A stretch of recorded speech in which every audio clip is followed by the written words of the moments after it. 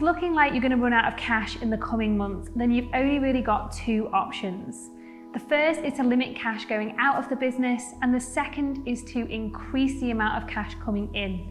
In this video, we're going to be focusing on the first of those to help you create some financial stability within these uncertain times. It's worth watching the first video in this series called Getting Control of Your Numbers, because we're going to be using that same spreadsheet in order to map this out. There are two tabs that we're going to be focusing on in this video, the first of which is overhead projections. So these are all of the costs that you foresee needing to incur over the next 12 months. The second is existing creditors. This is the cash that you owe to existing suppliers. So let's start there. Your creditors are probably also feeling the pinch, but if it looks like you're going to be going out of business, they probably prefer staggered payment terms to no payment at all. So you want to be calling your suppliers and creditors in order to have that conversation. It's never an easy discussion, but we just recommend being open, being honest, and ultimately being fair. On your dashboard, you should be able to see the months that pose the most risk. Cross-check this with the creditors tab to see who you should be calling first. We've also included a number ranking system for you to help to decide where you should start.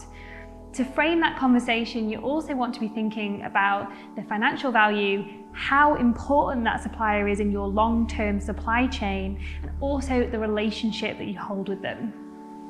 As well as your delivery suppliers, also think about contacting your council about your business rates. Could you talk to them about a payment break? Or could you negotiate different payment terms with the HMRC or the Inland Revenue?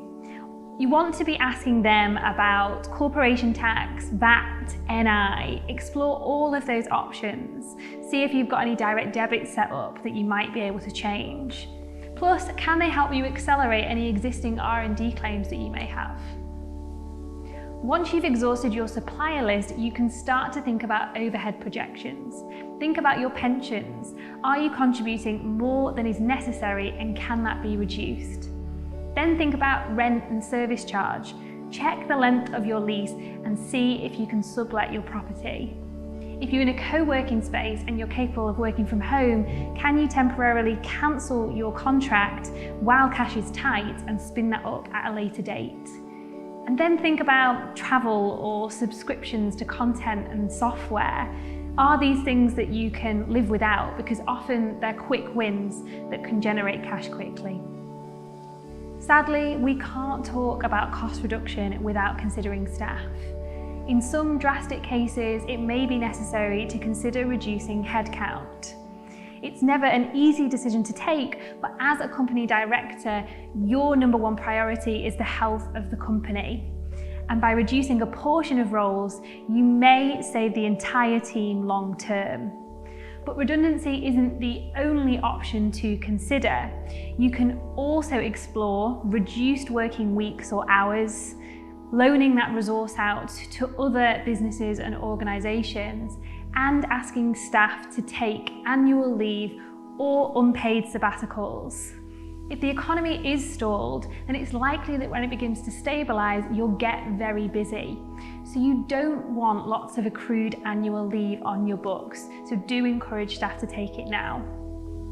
If you ultimately do need to look at reducing your team, then don't put it off and seek qualified employment advice. You also want to act with compassion and kindness. There's no easy way to do this.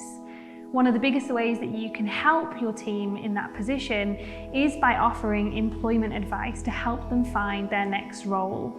This might look like a CV clinic or talking to suppliers or recruiters to find suitable opportunities.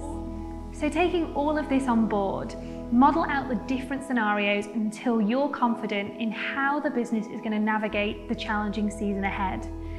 And while you're busy trying to protect your business and your team, remember to stop and ask yourself the question, who's looking after you? Leadership can be a really lonely place, so make sure that you have that mentor, that experienced friend, or that coach to help you through. And make sure you get in touch if you need any help. In the next video, we look at how you can create a clear plan for growth to ensure true stability beyond the immediate storm.